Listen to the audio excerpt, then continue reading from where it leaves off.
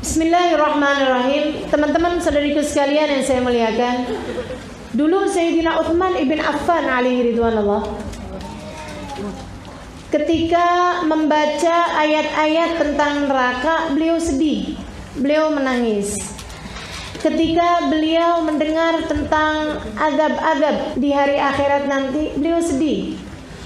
Akan tetapi semua kesedihan tersebut kalah sedihnya dengan ketika beliau melewati kuburan.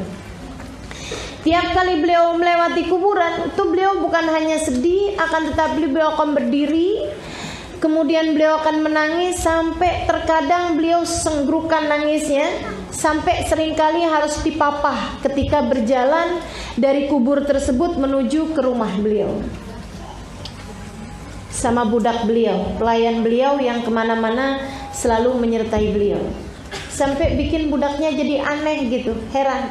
Dia nanya, kemudian dia bilang, ya Sayyidi, wahai Tuan, mali ara, kenapa ya saya melihat engkau membaca tentang adab akhirat, adab neraka, melihat kesedihan-kesedihan di sana, kau sedih tapi tidak seperti kesedihanmu ketika melewati kuburan. Apa yang membuatmu seperti itu kalau saya boleh tahu? Beliau kemudian bercerita. Dia bilang, saya mendengar baginda Nabi besar Muhammad, beliau bersabda, al-qabru awal manzil min manazilil akhirah wa akhir manzil min manazilid dunya. Wa man naja minhu fama ba'dahu aisar wa man lam yanju minhu fama ba'dahu asyad. Aku mendengar Nabi Muhammad alaihi salatu wassalam, beliau bersabda, kuburan adalah tempat terakhir dari tempat-tempat dunia dan tempat pertama dari tempat-tempat akhirat. Pos pertama dari pos akhirat dan pos terakhir dari posnya dunia. Siapa yang selamat di kuburnya, yang sesudahnya akan menjadi lebih mudah, dan siapa yang tidak selamat di kuburnya, maka yang sesudahnya akan menjadi lebih berat. Dia bilang, tiap ingat itu saya ingat hadisnya Nabi, sambil mikir, ya Allah, gimana kabar kira-kira kuburan saya nanti? Akankah ia akan menjadi awal kebahagiaan saya, ataukah ia akan menjadi awal derita saya? Teman-teman saudaraku sekalian, kuburmu apa kabarnya kira-kira? Selama ini rajin kita bangun rumah-rumah kita di dunia. Ada yang rusak, lampunya kita ganti. Ada yang bocor, kamar mandinya kita tambal. Ada yang mengelupas, dindingnya kita cat lagi. Teman-teman saudaraku sekalian, kuburmu, sudahkah kau pastikan ia terang? Sudahkah kau pastikan ia lebar? Sudahkah kau pastikan kuburmu nyaman? Sudahkah kau pastikan kuburmu yang akan menjadi tempat paling pasti akan kau tinggali nanti? Sudahkah kau pastikan ia menjadi seindah-indah tempat sesudah keadaanmu di dunia ini? Teman-teman sekalian, banyak orang bangun rumah nggak sempat ditinggalin, udah keburu meninggal. Banyak gak? Pernah tahu gak? Banyak orang bangun rumah nggak sempat ditinggalin, keburu meninggal. Sedih kita. Saudaraku sekalian, ada tempat yang pasti kamu tinggali. Kenapa engkau tidak berusaha membangunnya? Ada tempat yang pasti kita tinggali. Kenapa selama ini kita tidak berusaha untuk membangunnya, sehingga ia kelak layak menjadi seindah-indah tempat bagi kita, insya Allah. Amin ya rabbal alamin. Saudaraku sekalian saya muliakan, masuklah kita, diletakkan oleh orang-orang dunia ini ke dalam kubur kita. Sempit aja kelihatannya, tapi saudaraku sekalian, jika ia adalah merupakan awal dari kebahagiaanmu seperti yang aku sampaikan tadi, maka ia akan menjadi tempat luas tak terbatas. Sebaliknya, jika ia menjadi awal deritamu nanti, ia akan menjadi sesempit-sempitnya tempat yang pernah ada. Kita pun masuk dalam kubur kita. Kita masih dengar, meskipun tidak nyatu antara jasad sama ruh. Jadi jasad sama ruhnya udah pisah, tapi gak bisa jauh-jauh. Masih belum bisa jauh-jauh. Kayak orang tidur, nah itu kan jasad sama ruhnya cuma bisa, tapi gak jauh-jauh. Makanya dibanguninnya gampang. Tuh yang dibanguninnya susah, kayaknya rada jauhan mainnya. Itu deket memati itu. Kalau nggak balik coba. Orang kalau mainnya rada jauhan kan takut nggak balik. Jadi siap-siap tuh yang banguninnya susah, kayaknya umurnya nggak lama. Teman-teman sekalian saya muliakan, masuklah kita ke dalam kubur kita. Itu antara ruh sama jasad udah nggak lagi nyatu, tapi nggak bisa jauh-jauhan. Kemana ruh pergi, jasad ikut menyusuli. Sampai kemudian kita pun diuruk di atas tanah. Itu kita juga bicara tuh sama mereka, hanya nggak bisa ada yang dengar. Tungguin nih, ini kenapa nih? Ini ada apa nih? Oh, kalian menguruk saya dengan tanah. Ya ampun, terus kalian begitu aja ninggalin saya. Kita lihat wajah anak-anak kita, kita lihat wajah suami kita kalau kita duluan dari dia.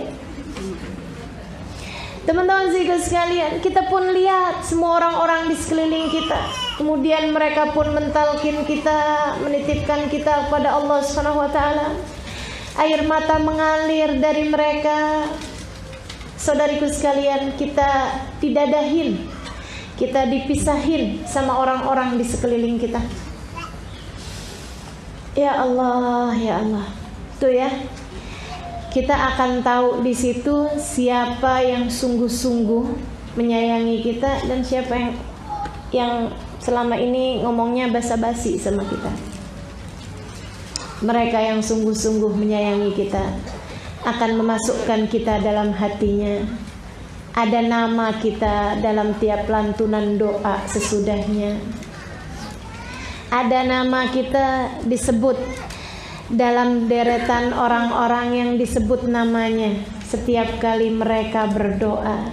Akan tetapi teman-teman saudaraku sekalian, ada juga banyak orang-orang yang kemudian melupakan kita begitu saja, sibuk kembali dengan urusan-urusan dunia mereka.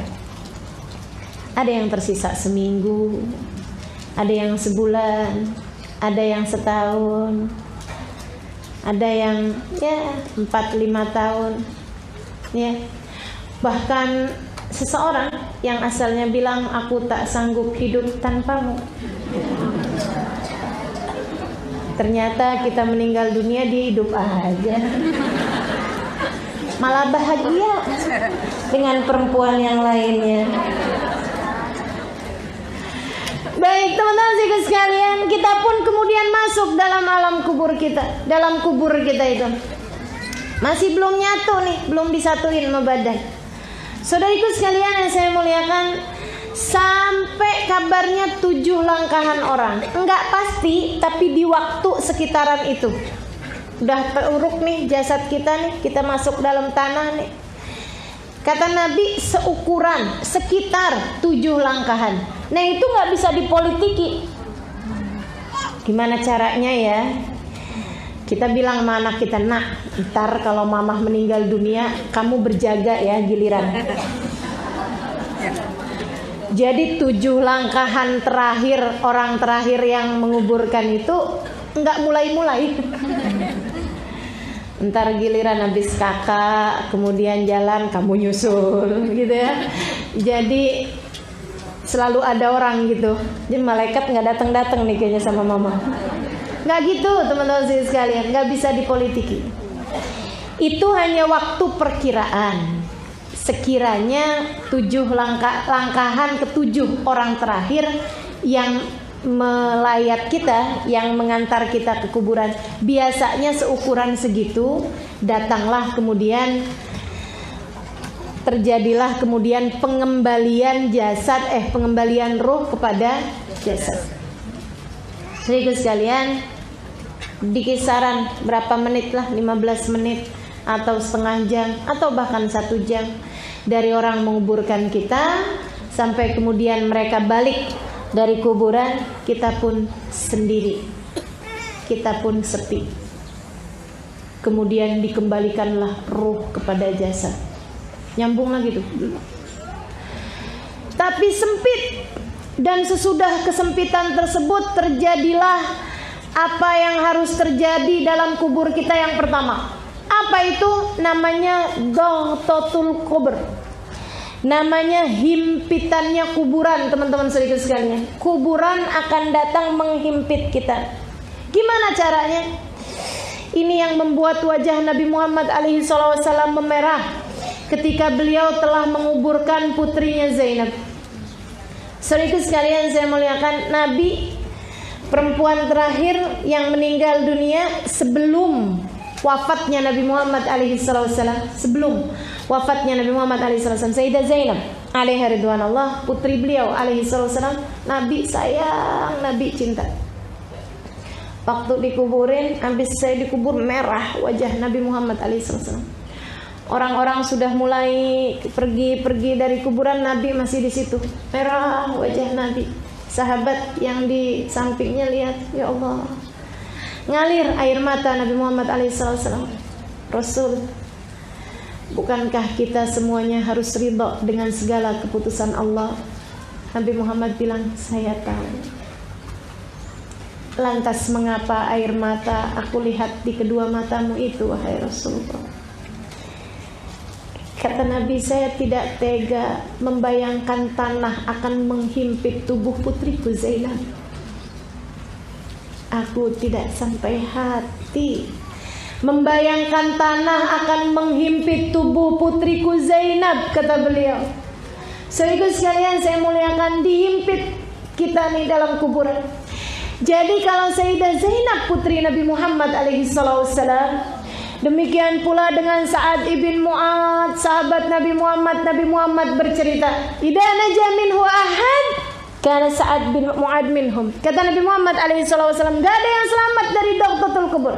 Andai ada yang selamat dari Ghatatul Qubur, Sa'ad bin Mu'ad pastilah akan menjadi salah satunya. Ala inna lil ardi la daghtah. Sesungguhnya bumi ini memiliki himpitan, kata Nabi Muhammad SAW. Apabila ada seseorang di antara mereka yang selamat, lanaja Sa'ad ibn Mu'ad, pastilah akan selamat Sa'ad ibn Mu'ad. Siapa Sa'ad bin Mu'ad, teman-teman sekalian? Seorang sahabat Nabi Muhammad SAW dari Madinah. Nabi sayangnya sama dia luar biasa. Nabi waktu Sa'ad ibn Mu'ad meninggal dunia, melihat 70.000 malaikatnya Allah yang tidak pernah turun ke bumi, turun ikut serta mengantarkan jenazahnya Sa'ad ibn Mu'ad. Saya sekalian, sampai waktu dibawa nih jenazahnya nggak ada beratnya sama sekali, kayak ringan, orang kayak nggak berasa bawa apa-apa, malah jenazahnya ngebut, teman-teman saya sekalian. Ini nih jenazah dibawa sama orang malah ngebut gitu jenazahnya. Sehingga sekalian saya muliakan, malah cepet gitu jalannya, sampai sahabat-sahabat ikut di belakangnya rada buru-buru gitu. Sehingga sekalian saya muliakan, sahabat tuh kalau bawa jenazah ganti-gantian, nggak ada tukang pikul jenazah zaman dulu tuh. Jadi sahabat ganti-gantian gitu buat tabarukan, ngambil berkah dari jenazahnya orang soleh. Teman-teman sekalian, mereka ganti-gantian ngangkat jenazahnya. Nah itu pas waktu orang yang ngangkat jenazah orang muslim, orang mukmin, tentu saja mereka husnudzan. Mereka bilang, wih luar biasa ya Sa'ad ibn Mu'ad nih, sampai nggak berasa beratnya jenazah. Tapi ada orang munafik ikutan pas dia ngambil bagian ikut ngangkat jenazah, namanya juga orang munafik. Ini serem nih ya, serem. Mudah-mudahan Allah SWT selamatkannya kita dari segala kemunafikan. Amin. Mikirnya nggak pernah bisa positif, teman-teman sekalian. Hati-hati sama cara berpikirmu.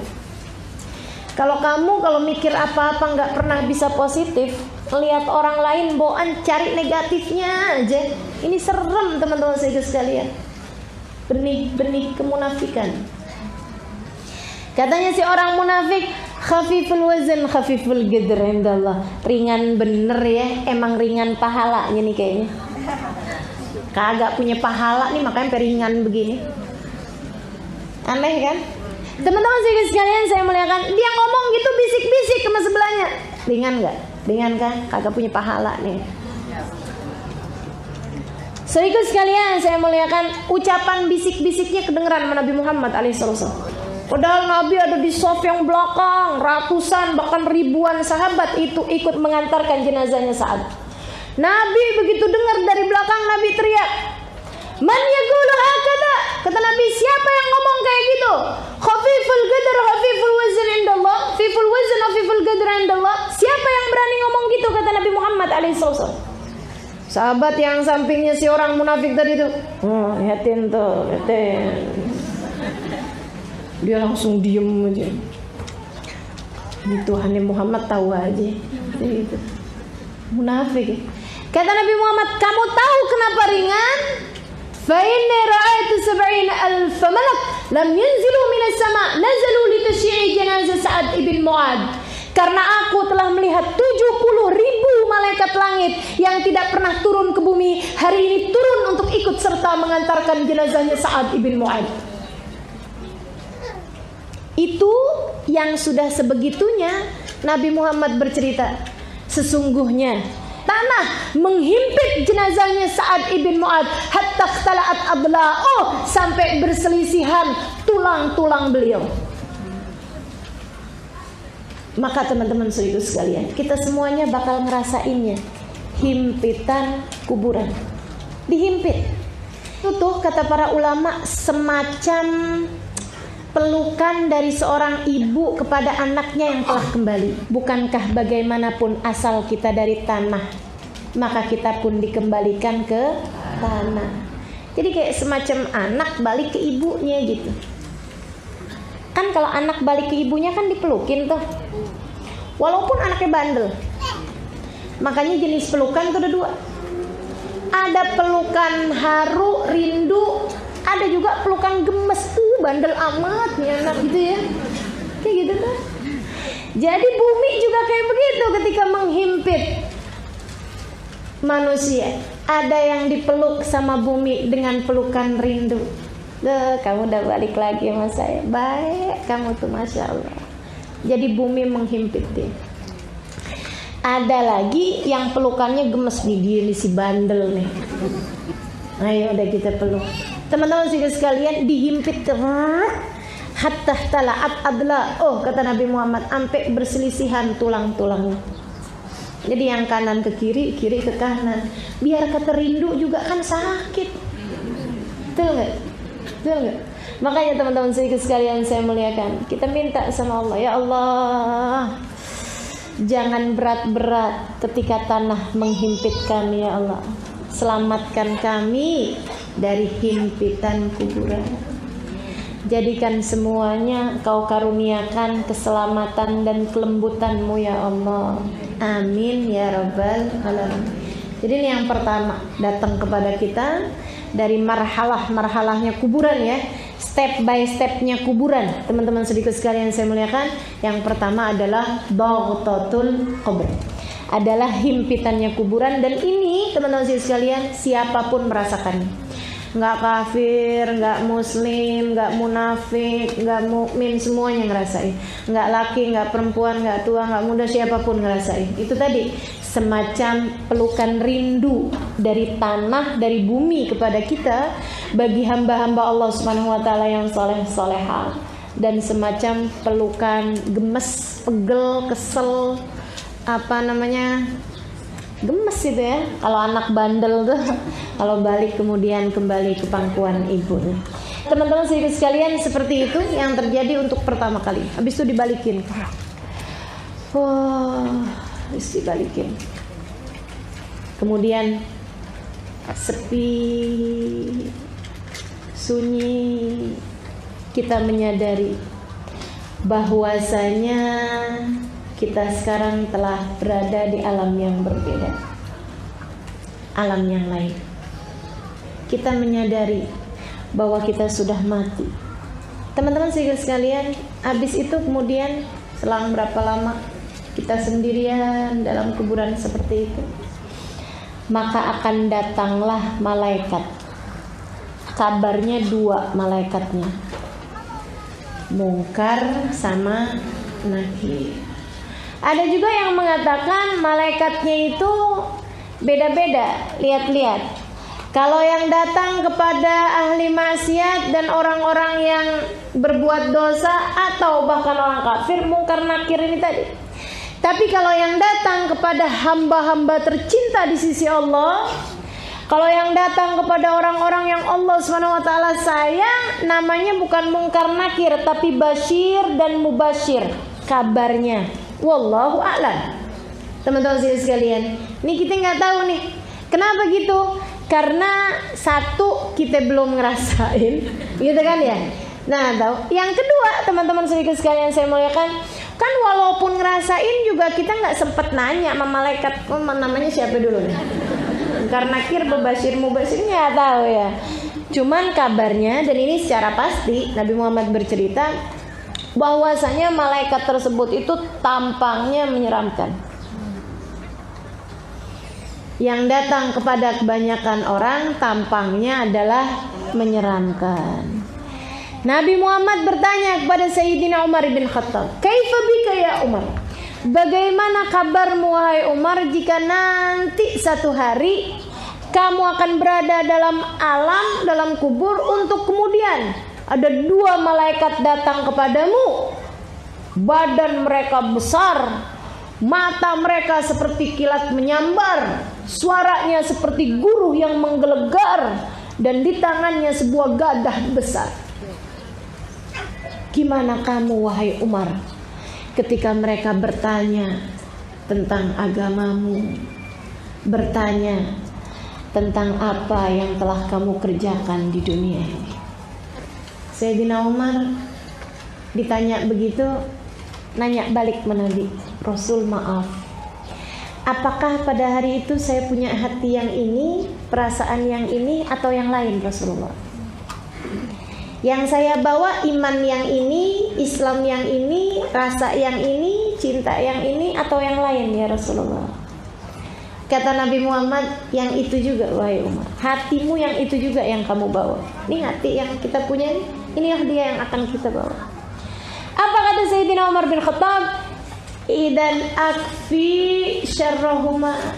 Kalau emang yang saya bawa hati yang ini Rasulullah, insya Allah saya akan berhasil menghadapi mereka semuanya. Kekuatan iman. Maka teman-teman sekalian saya muliakan, akan datang tuh 2 malaikat tersebut kepada kita. Mudah-mudahan tidak semenakutkan yang diceritakan. Mudah-mudahan yang datang tidak menakutkan. Kabarnya dari nakutinnya. Kalau datang kepada orang-orang tentu saja dengan iman yang lemah, dalam dosa yang membuat mereka terjebak dengan dosa-dosa tersebut, sampai Allah Subhanahu wa taala kadang dari murkanya Allah kepada seseorang, teman-teman sekalian, para pembuat dosa, sampai Allah Subhanahu wa taala cabut iman dalam hatinya. Naudzubillah. Sampai ia tidak lagi mengikuti perintah Allah Subhanahu wa taala, akan tetapi mengikuti perintah hawa nafsunya, sehingga hawa nafsunya menjadi Tuhan dalam kehidupannya. Ketika ditanya sama malaikat Mungkar Nakir, katanya malaikat Mungkar Nakir, "Man rabbuka?" Siapa Tuhanmu? Siapa Tuhanmu? Itu dari seremnya, dari takutnya si orang tersebut itu. Begitu melihat malaikat, tatapannya seperti kilat menyambar, lihat wajahnya nyeremin. Dia dari takutnya sampai jawabnya gini, "Man rabbuka?" Siapa Tuhanmu? "Tuhan saya kamu, Tuhan saya kamu." Sampai salah. Dari paniknya sampai salah, diremin bener.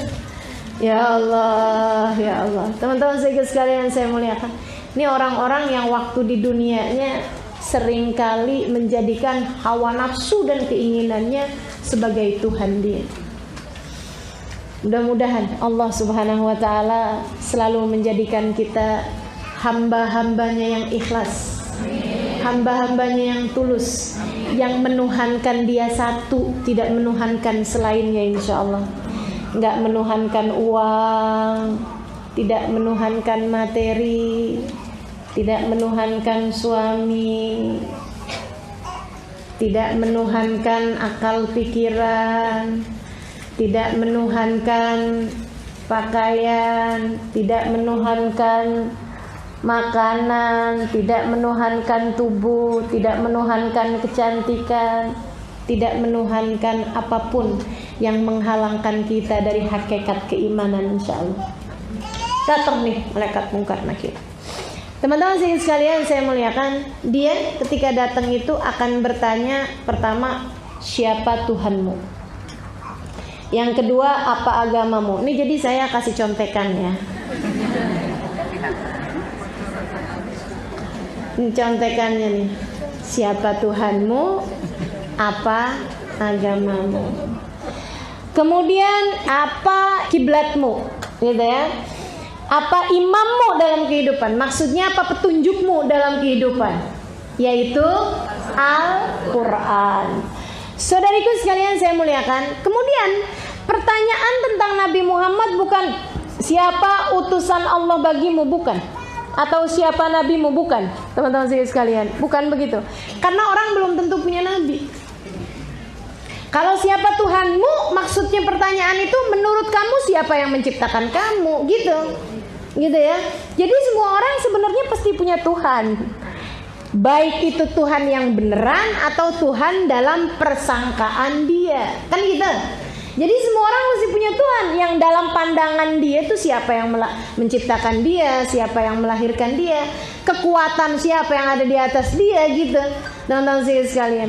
Kemudian pertanyaan-pertanyaan yang lain. Apa agama kamu? Maksudnya apa yang selama ini kamu pegang dalam kehidupan?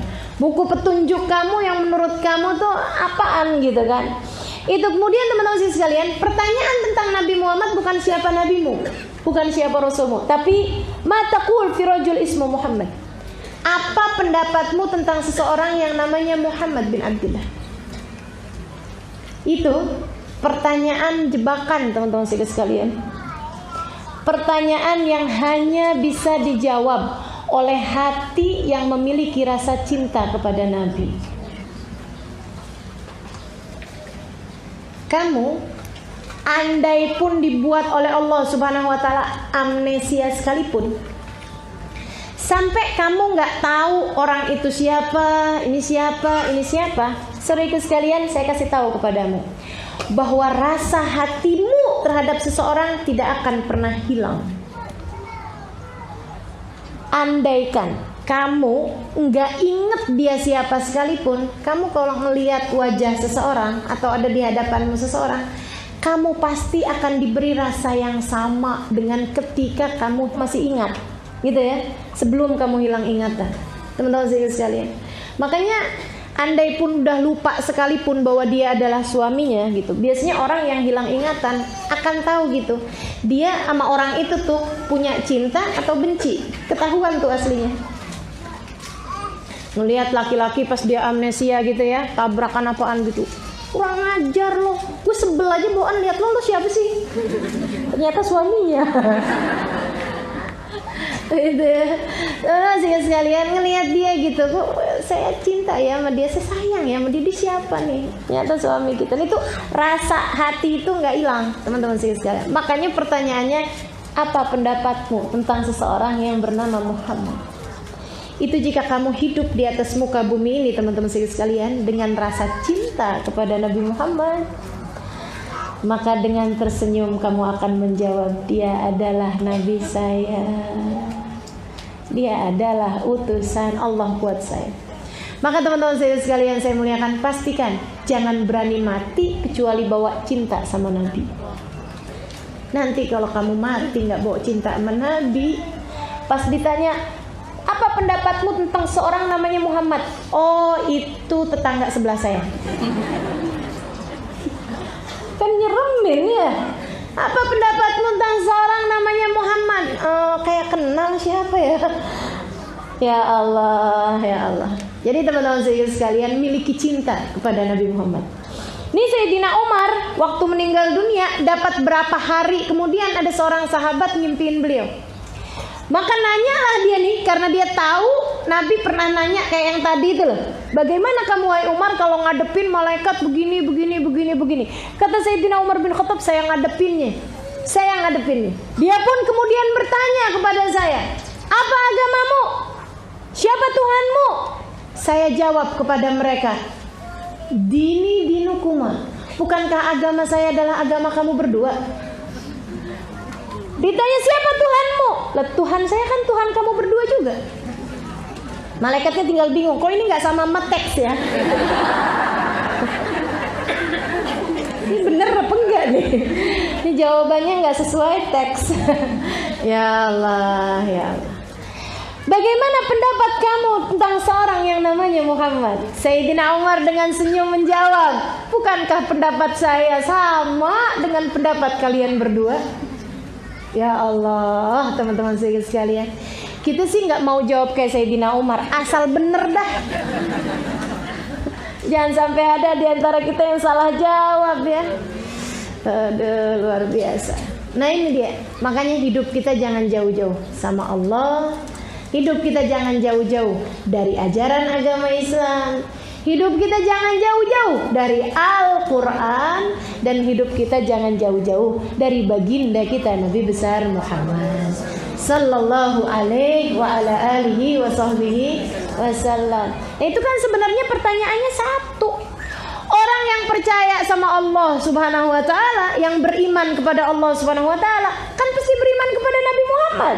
Yang bawa ajaran agama ini Nabi Muhammad. Nabi Muhammad waktu datang kan bawa Al-Quran. Teman-teman saya sekalian, pasti kan akan beriman kepada Al-Quran. Dan dia akan menjalankan ajaran agama Islam, karena itu memang ajaran yang dibawa oleh Nabi. Satu paket sebenarnya. Itu pertanyaan satu sebenarnya. Maka mudah-mudahan Allah karuniakan kita kemampuan untuk dapat menjawab pertanyaan malaikat Munkar Nakir, insyaallah. Amin ya rabbal alamin. Kalau nggak bisa jawab, udah berat dah, berat. Jadi sekalian saya muliakan, itu pertanyaan pertama. Habis gitu. Udah selesai nih malaikat nanya-nanya nih teman-teman sekalian. Pertanyaan dasar. Kalau kemudian salah satu dari pertanyaan tersebut itu ada yang nggak bisa kita jawab, atau kita bisa jawab, kemudian masuklah kita kepada marhalah yang berikutnya. Apa itu? Hisab kuburan. Ada gitu? Ada. Hisab kubur teman-teman sekalian. Yang Nabi Muhammad SAW menceritakan. Katanya Nabi Muhammad SAW, awal ma yuhasibuhul insan fi qabrihi as-salah. Yang pertama kali tanya dalam kubur seseorang adalah mengenai sholat. Dan itu bukan ditanya kamu waktu hidup di dunia sholat apa kagak. Enggak, satu demi satu sholat kita akan ditanya. Gimana tuh? Fa'in wajadaha kamilah, kata Nabi Muhammad, kalau sholatnya benar, kubilat wa kubilat bisa irul amal. Jadi ini pengecekan pertama. Gitu ya. Pos pertama dalam kuburan dicek dulu. Kayak di sensor tuh. Tuh teman-teman sekalian, kalau kita mau masuk gedung, kan ada tuh detektor ya.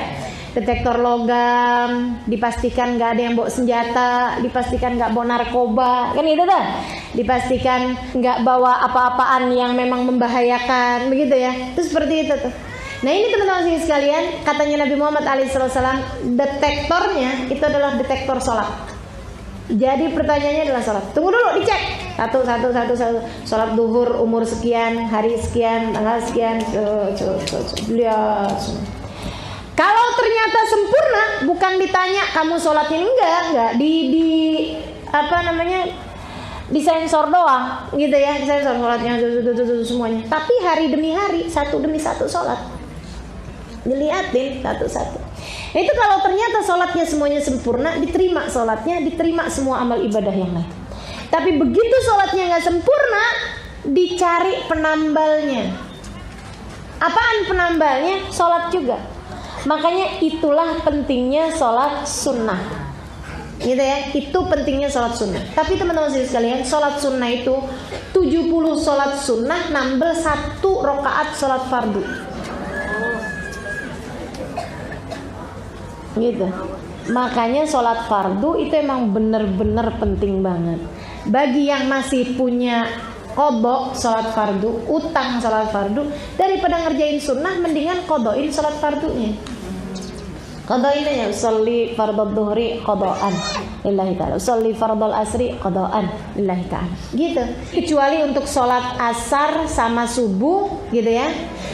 Selain daripada itu sholatnya dikerjakan sesudah. Tapi untuk subuh sama asar sholatnya sebaiknya kerjakan sebelum. Sebab nggak ada sholat sesudah asar, nggak ada sholat sesudah subuh. Gitu ya. Jadi kalau sholat-sholat yang lain sholatnya kerjain sesudah. Duhur sesudah, sholat maghrib sesudah, sholat isya sesudah.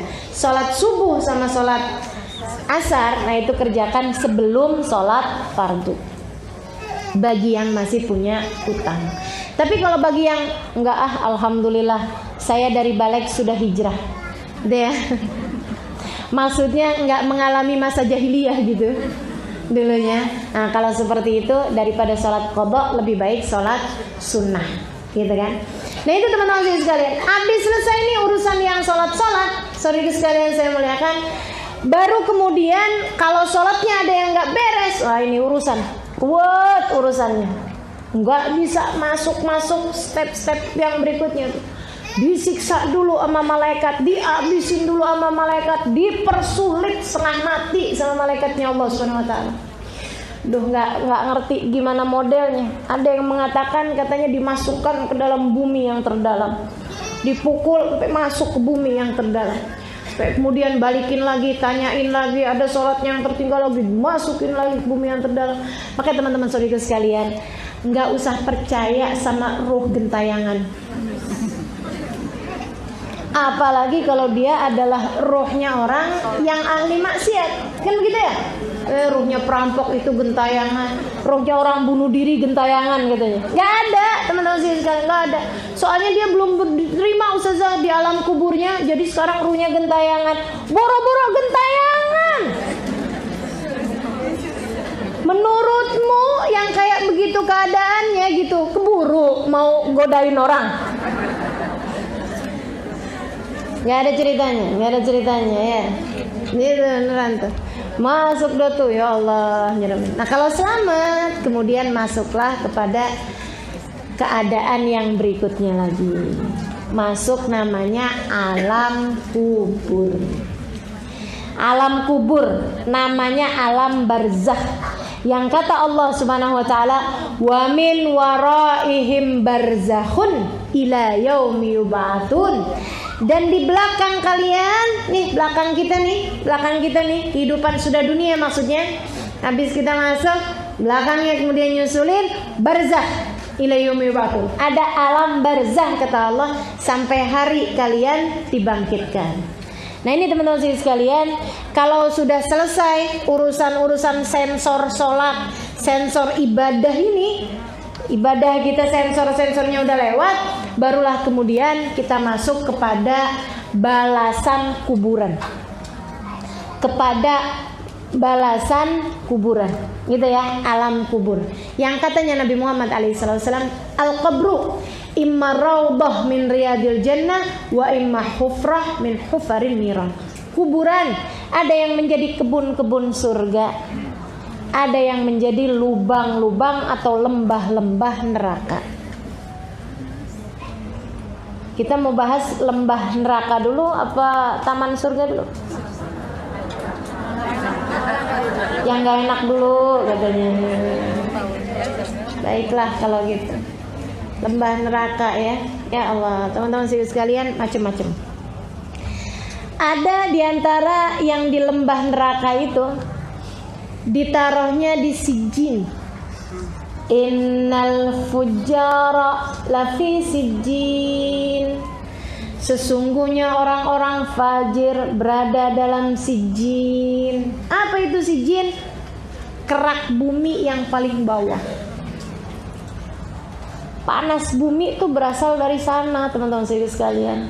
Yang kabarnya gunung-gunung berapi apa itu kan karena memang nyambung sama kerak bumi bagian bawah ya. Wallahu alam saudariku sekalian di mana tempatnya, akan tetapi di sana itu terdapat siksaan-siksaan, keadaan-keadaan yang sangat tidak menyenangkan, yang andaikan orang waktu hidupnya dia waktu di dunia senang terus selama 60-70 tahun. Ada nggak orang yang hidupnya di dunia senang terus? Ada nggak?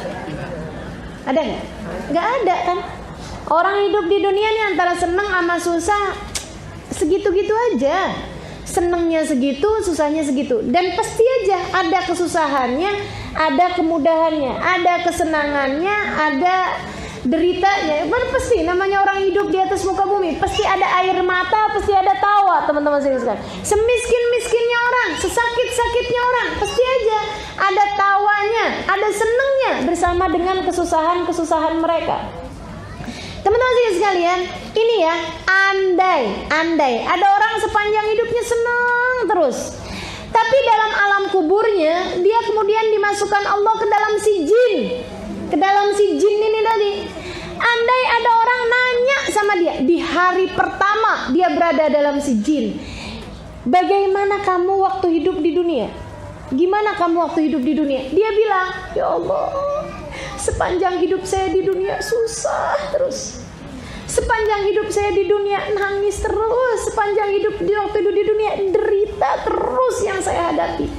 Lupa kesenangan hidup 70 tahun hanya dari kesusahan di dalam alam kubur 1 hari. Maka apa yang akan kau perjuangkan, saudariku sekalian? Maukah kamu demi kesenangan hidup sesaat ini kamu kemudian mengorbankan kesenangan hidup selamanya? Yang bahkan senangnya kamu di dunia ini hanya akan terlupa dari beberapa jam aja kamu berada dalam sijin. Naudzubillah min dzalik. Mudah-mudahan Allah selamatkan kita, jangan ada yang dimasukkan dalam sijin insyaallah. Amin ya rabbal. Dan jangan gini juga, pengen tahu sijin. Bener nggak sih nih pelajarannya ustazah nih? Saya juga nggak tahu teman-teman saya sekalian. Tapi ketika Allah yang bilang kan kita percaya, betul nggak? Innal fujara lafi sijin. Sungguhnya fujar, orang-orang yang fajir, Allah akan taruhkan di sijin. Gitu. Itu paling nggak enaknya orang di dalam kubur, namanya sijin. Ada lagi sedikit sekalian saya muliakan, orang-orang yang mereka sih dibilang penuh dengan dosa, penuh dengan maksiat, waktu hidupnya nggak juga sampai yang dimasukin ke sijin gitu, tapi dosa juga, maksiat juga gitu. Maksudnya balasan nggak enaknya di atas itu mendingan gitu. Apa itu?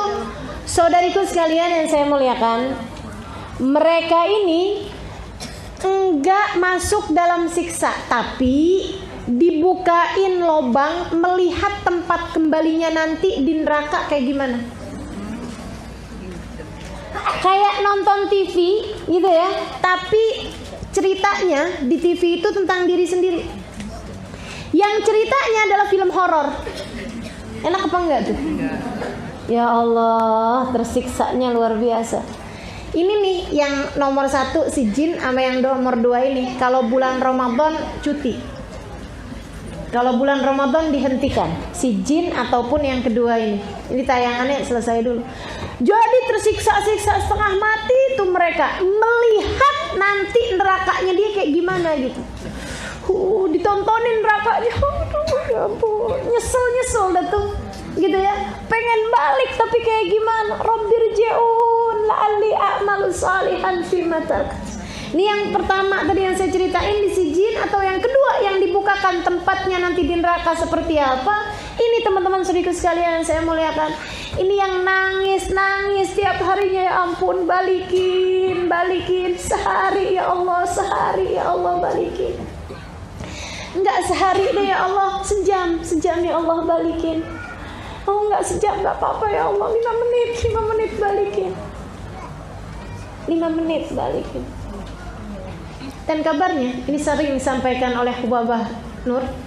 Katanya Hubabah Nur, itu orang andai mereka diizinin sama Allah Subhanahu wa taala buat balik sejam di bumi, apa yang mereka akan pilih? Mereka akan pilih hadir majelis, teman-teman sekalian. Mereka akan pilih hadir majelis. Yang sekarang kita lakukan ini. Ketika melihat bahwa balasan dari Allah Subhanahu wa taala untuk hadir majelis ternyata pahala yang enggak bisa dibandingkan dengan yang lain. Asal adabnya benar, asal niatnya benar, asal keadaan kita di dalam hadir majelis memang konsentrasi penuh pada apa yang sedang kita jalankan. Mudah-mudahan nih duduknya kita di sini jadi bekalan yang indah untuk saat kita berada di sana insyaallah. Jadi teman-teman sekalian yang kegerahan minta ya Allah mudah-mudahan kuburnya nanti nggak gerah. Yang kesempitan minta ya Allah mudah-mudahan nanti di dalam kuburnya nggak sempit. Makanya biar gerah juga saya nggak mau kipasan ya Allah. Biar gerah di sini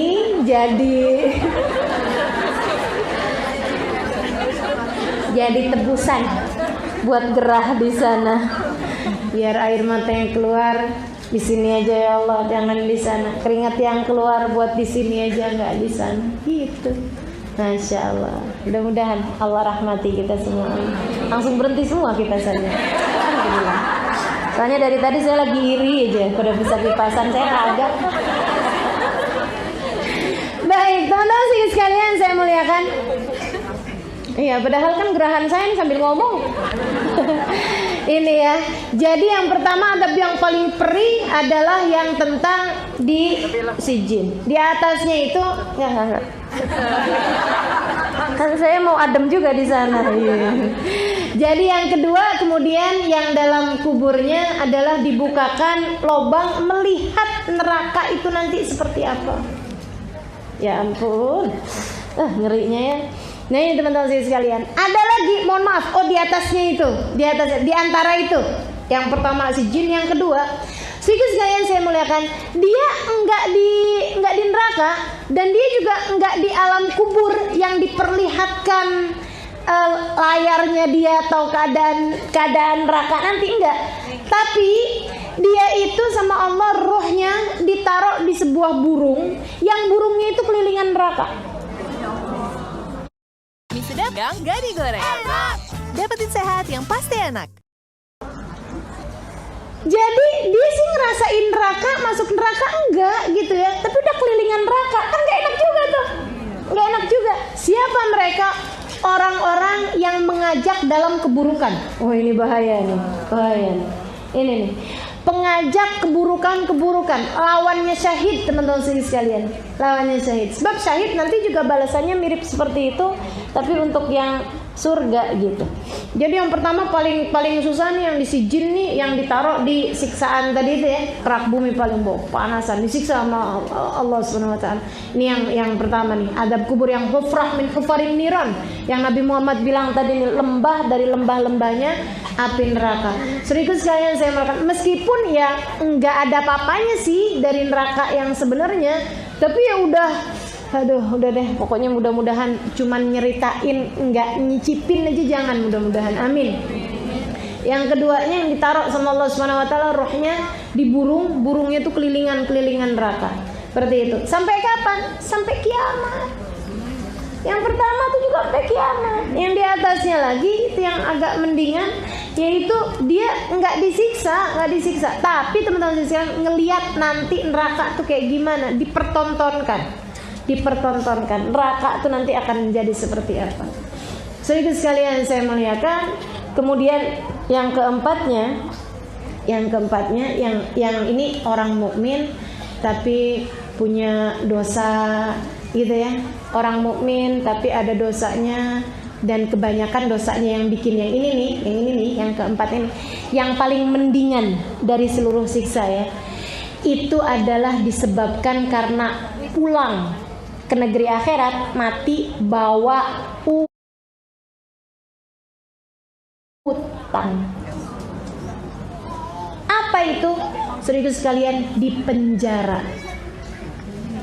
Jadi rohnya terpenjara, nggak bisa diziarahin, nggak tahu siapa yang datang ke kuburnya, nggak paham apa-apaannya, gitu, nggak ngerti dia, nggak tahu apa-apa. Saudara sekalian saya muliakan, dan dia berada dalam keadaan yang nggak enak, bener, bosen yang luar biasa. Dan nih yang masalah sama orang yang pulang bawa utang nih, teman-teman saya sekalian. La yazur wa la yuzar, nggak bisa didatengin, nggak bisa mendatangi. Itu satu. Sama kalau ada orang doa di dunia ini, ada orang doa kebaikan buat dia di dunia, nggak nyampe. Jadi kalau Allahumma ighfir lahum warhamhum wa'afihim wa'fu tuh yang pulang bawa utang nggak bisa dapet. Serem bener kan? Makanya nih yang suka kalau ditagih utang lebih galak ini ya, kayaknya kalau abis dengerin kayak begini nih, ya ampun, ayo dah pada taubat. La ilaha illallah. Mudah-mudahan Allah rahmati kita semuanya insyaallah. Amin ya rabbal alamin. Gak bisa teman-teman sekalian. Makanya Nabi Muhammad kalau mau nyolatin orang, pertanyaan Nabi kan gitu, dia punya utang apa enggak, kata Nabi.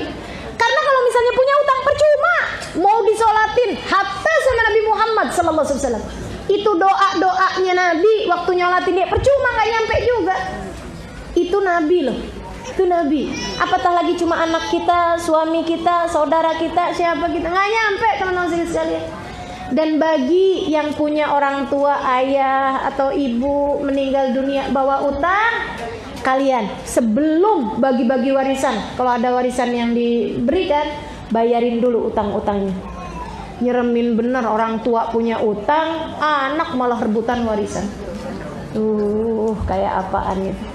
Cari tahu siapa aja bapak kita atau ibu kita nih punya utang waktu hidup di dunia sama siapa aja, biar kita bisa bayarin dulu utang-utang mereka, gitu. Kalaupun sampai utang yang ditinggalkan lebih banyak daripada harta, bakti kita caranya adalah dengan kita berusaha buat melunasi hutangnya orang tua kita. Daripada kamu baca-baca, kirim-kirim doa, kirim-kirim apaan segala macam, bayarin dulu aja utangnya. Karena yang lain-lain nggak bisa dapat teman-teman, nggak bisa masuk, nggak bisa terkirim selagi utangnya belum terbayarkan. Jadi kayak cuma semacam kuota ini ya.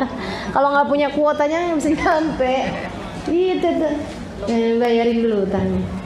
Itu teman-teman saya sekalian. Kemudian sedikit sekalian, sekarang kita mau bahas yang imma raudhah min riyadil jannah. Nah, yang enak-enak sekarang kita bahas ya. Yang enak-enak, yang nomor 1. Kita doa nih, mudah-mudahan bisa ngarep yang nomor 1 ini. Ini teman-teman sekalian saya muliakan, yang nomor 1 paling enak, dikumpulkan bersama dengan rohnya Nabi Muhammad SAW. Itu udah nggak ada balasan lebih enak daripada itu. Nggak ada balasan lebih enak daripada itu. Ditinggiin derajatnya sama Allah SWT, udah bisa kumpul sama Nabi, sama rombongannya Nabi dari sejak berada dalam alam kubur. Siapa mereka? Para kekasih Allah Subhanahu wa ta'ala. Nih kita mintanya juga malu sama Allah, betul nggak?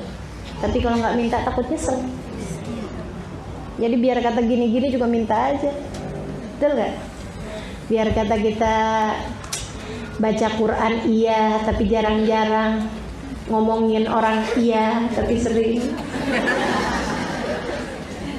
Iya, baca sholawatan iya, tapi apa nih? Ngomongin orang juga. Itu. Nabi Muhammad alaihissalam tetap minta sama Allah SWT, Allah kumpulkan kami menabi, ya Allah. Teman-teman sekalian, kekasih Allah SWT banyak yang sekarang nih udah barengan sama Nabi Muhammad alaihissalam. Dan itu saudara sekalian, itu surganya mereka itu udah lebih daripada apapun. Ini yang katanya Habib Ali Habsyi, al jannah masaqani min wasfiha illa liqaumil hibbi fihi khayyama. Surga nggak ada yang bikin saya tertarik sama sifat-sifatnya kecuali karena Nabi Muhammad ada di sana. Nah ini udah di bumi, masih di sekarang mereka udah kumpul sama Nabi Muhammad alaihissalam. Karena memang itu adalah surga tertinggi bagi mereka. Sayyidina Abu Bakar As-Siddiq, teman-teman sekalian saya muliakan. Waktu lagi sakit udah berapa lama gitu. Ada satu hari Senin nanya sama Sayyidah Aisyah, "Ayyo min hadha ya binti?" Di atas pembaringan. Ini hari apa ya Aisyah? Senin ya. Oh, ini dia nih hari yang ayah tunggu-tunggu. Senyum lebar. Kok gitu ya? Iya nih dia nih harinya Aisyah. Senin kan? Nabi dulu meninggal Senin kan Aisyah? Terus ya, maksud ayah gimana? Ya Allah, semoga ini jadi hari engkau mempertemukan aku dengan kekasih hati.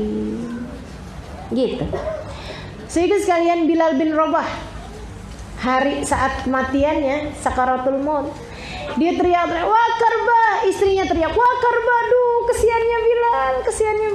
Bilal senyum lebar, "Wa tarabah qadan alqal ahibba Muhammadan wa hizbadu." Senangnya Bilal. Besok hari Bilal sudah bisa bersama dengan kekasih hati Nabi Muhammad sallallahu alaihi wasallam.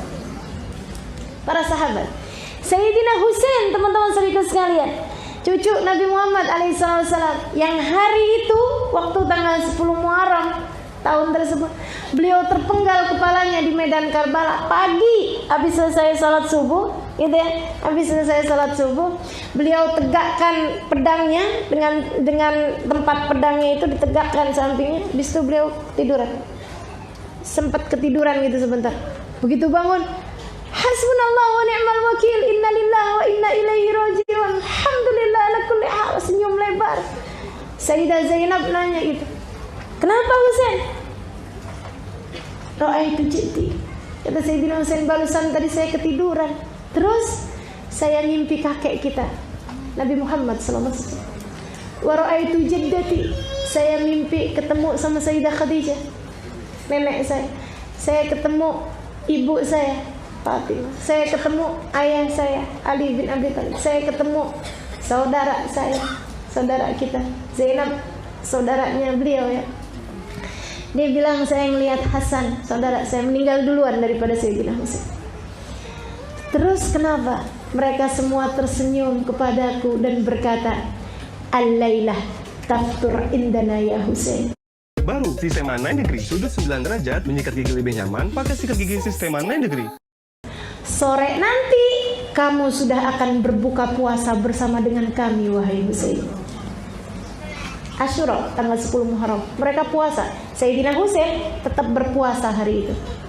Sampai siangnya ketika mereka sudah dalam keadaan berperang, dalam puncaknya perang, orang-orang pada bilang, "Batalin aja puasanya wahai Husain." Sayyidina Husain bilang, "Enggak, saya sudah punya janji buka puasa bersama dengan Nabi Muhammad SAW."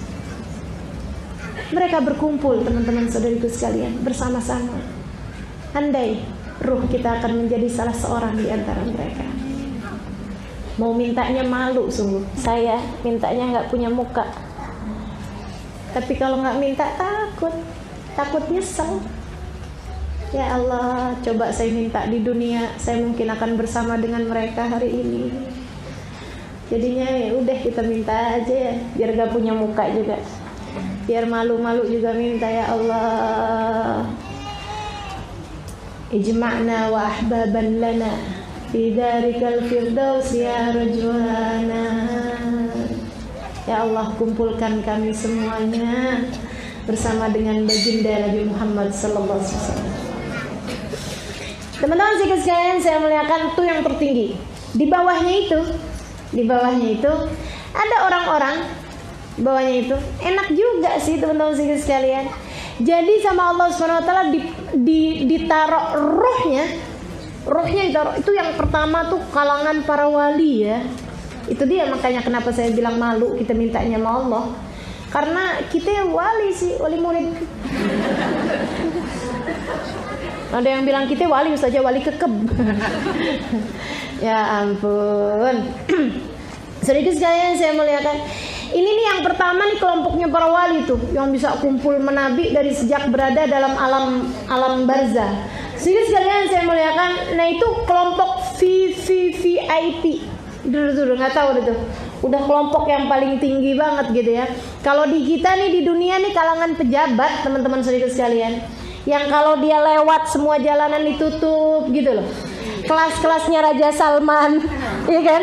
Yang kalau datang ke satu negara semua jalanannya itu dikosongin. Dia mau pergi kemana pakai pesawat pribadi yang di atas kayak gitu tuh.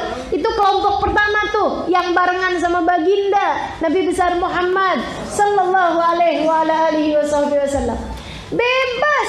Nah yang punya barzah itu kan Tuhannya Nabi Muhammad yang telah meletakkan nama Nabi Muhammad di pintu-pintu surga. Mau apa? Mau protes apa kamu?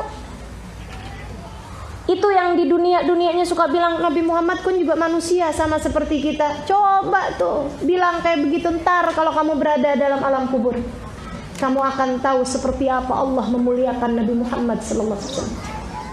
Baik teman-teman sekalian.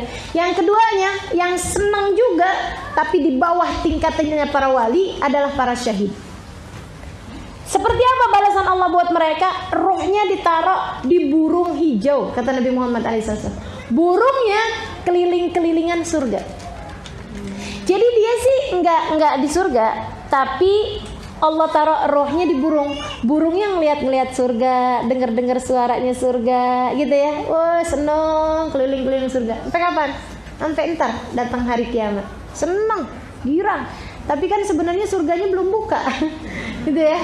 Kayak Dufan di waktu malam, gitu kan? Udah ada, tapi kan belum buka. Maksudnya belum mulai semua kesenangannya dan lain sebagainya.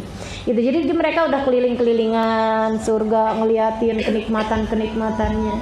Sehingga sekalian saya muliakan, yang kenikmatan yang berikutnya, yang ketiganya, kalangan VIP. Gitu ya. Ini teman-teman sedikit sekalian saya muliakan, mereka akan dibuka pintu melihat surga. Jadi kayak ngelihat film, tapi filmnya adalah isinya tentang surga, gitu ya. Itu kan udah seneng bener tuh ngeliatin surga, oh gitu. Nanti gimana surga, seneng tuh. Sedikit sekalian, yang berikutnya nih, yang keempatnya ditidurkan sama Allah Subhanahu wa taala, naumat aris, katanya Rasulullah SAW. Ditidurkan seperti tidurnya pengantin. Pengantin kan tidur kayak berasa baru sebentar gitu, padahal lama kan gitu ya tidurnya. Ini yang katanya Allah Subhanahu wa taala dalam Al-Qur'an, ketika dibangkitkan mereka bilang, "Man ba'atsana min marqadina hadza?" Kalau datang hari kiamat, siapa nih yang bangunin kami dari tidur panjang kami ini? Itu ada kelompok orang-orang yang ditidurkan. Ini kayaknya yang hobi-hobi tidur di dunia nih. Tapi dia taat pada Allah Subhanahu wa taala, gitu ya. Nah, itu bisa jadi nanti balasannya adalah disuruh tidur. Ya, tidur. Kamu dah kayak nggak sadar apa-apa, nggak tahu apa-apa gitu. Teman-teman sekalian, dan yang berikutnya, ini yang mayoritas umat Islam berada di sana. Mayoritas umat Islam berada di sana. Apa itu? Di dalam kuburan. Nanti mereka saling mendatangi, saling menziarahi, ini ketemu sama si ini, kayak kehidupan di dunia gini, kayak kehidupan dunia ini, cuman bedanya ya mereka dalam kesenangan ngobrol-ngobrol. Makanya sampai ada satu riwayat hadis menceritakan bahwa kalau ada orang datang hidup, maksudnya meninggal baru, sampai ditanya-tanyain gitu sama teman-temannya yang lain gitu, istri saya kabarnya gimana, anak saya kabarnya gimana, kayak gitu. Mereka saling cari tahu gitu. Dan itu yang membuat tidak ada kesedihan lebih mendalam bagi orang yang sudah meninggal dunia daripada mendengar kabar kemaksiatan anak-anaknya. Makanya kita suka bilang, ya Allah, kalau ada kemaksiatan yang kami perbuat, janganlah sampaikan kepada orang tua kami yang sudah meninggal dunia kabarnya. Karena memang sampai, teman-teman sekalian, kabar-kabar dunia ini sampai. Saya nggak tahu apakah pertanyaannya sampai dengan siapa ya presiden kita. Nah, saya nggak tahu tuh. Saya nggak tahu ya. Saya nggak tahu. Tapi yang pasti bahwa mereka akan bertanya-tanya tentang kabar-kabar orang-orang yang mereka cintai, yang mereka sayangi waktu di dunia ini. Kecuali itu tadi yang pulangnya bawa utang. Nggak bisa. nggak bisa berziarah, nggak bisa bertanya, nggak bisa kayak di penjara aja gitu mereka. Alhamdulillah. Mudah-mudahan Allah SWT jadikan kubur kita raudhah min riyadil jannah, insyaallah. Salah satu dari kebun-kebun surga, gitu ya. Itu yang kebun-kebun surga tuh berarti ya itu tadi kesenangan-kesenangan di dalam alam kubur nanti itu ya. Ada yang bisa ziarah menziarahi, saling kunjung satu sama lain kayak kehidupan di dunia ini gitu, dan lebih luas lagi. Ada juga yang seperti yang tadi saya sampaikan gitu ya, ditidurkan gitu kan, ya itu senang juga, alhamdulillah, selamat lah yang pasti kan, asal ditidurin kan udah selamat gitu ya, nggak sadar apa-apa, nggak dikasih kesusahan apa-apa. Kemudian ada lagi di atas yang bisa melihat nanti ini surganya akan menjadi seperti apa. Kemudian lagi yang keempat, ini senangnya luar biasa, mereka dikeliling-kelilingin di surga Allah SWT, tapi mereka belum di dalamnya, akan tetapi berada di seekor burung. Kemudian lagi yang paling indahnya, yang dapat bersanding dengan baginda Nabi Muhammad Sallallahu Alaihi Wasallam. Teman-teman sekalian, gimana caranya buat selamat di kuburnya? Gimana cara kita buat selamat di kuburan? Yang pertama, yang pasti, kuburmu nanti akan menjadi balasan dari apa yang kamu kerjakan di dunia. Maka istiqomahlah dalam jalan taat. Gitu kan? Kemudian yang kedua, teman-teman sekalian, dekati Nabi Muhammad Sallallahu Alaihi Wasallam, perbanyaklah solawat. Kata Nabi Muhammad, nurun lakum, solawat kalian kepadaku akan menjadi cahaya bagi kalian, cahaya di kubur, cahaya di itu. Ustazah, kalau dibilangin kuburnya biar lapang, kuburnya biar terang, tuh maksudnya gimana? Itu tadi yang ziarah menziarahi tadi tuh kayak dibikinin rumah-rumah sama Allah SWT, rumah untuk ruh-ruhnya ya. Itu yang ada yang terang, ada yang lapang, ada yang sempit, semuanya itu buat yang kuburnya itu diberi balasan oleh Allah SWT, balasan yang kebanyakan mayoritas umat Islam seperti itu. Jadi kayak gitu teman-teman sekalian saya muliakan. Kemudian lagi yang berikutnya adalah jangan berani tidur sebelum baca surat Tabarakal Mulk. Kata Nabi Muhammad seperti itu. Hiya, surat Tabarak itu salatuna ayat, kata Nabi Muhammad SAW, hanya terdiri dari 30 ayat, akan tetapi hiyal munjiyah, hiyal munqidah min adabil qabr, dia dapat menyelamatkanmu, dapat membebaskanmu dari adab kuburan, dapat menyelamatkanmu dan dapat membebaskanmu dari adab kuburan. Makanya jangan berani-berani tidur sebelum baca surat Tabarakal. Takut bangun-bangun udah dalam kubur. Nah ini kalau pas bangun-bangun udah dalam kubur kan kita seenggaknya gitu ya. Kalau udah tiap tidur baca surat Tabarakal Mulk kan alhamdulillah, kita dapat kesenangan. Meskipun tentu aja nggak ada sih orang yang secara bangun-bangun tidur udah berada dalam adab kuburan. Pasti melewati sakaratul maut, melewati doktotul kubur seperti itu ya teman-teman sekalian. Mudah-mudahan Allah bahagiakan kita dalam alam kubur kita insyaallah, sebahagia-bahagianya insyaallah, yang sampai membuat kita lupa segala kesusahan-kesusahan kita selama berada di dalam dunia ini insyaallah. Mudah-mudahan Allah SWT bahagiakan kita sebahagia-bahagianya dalam alam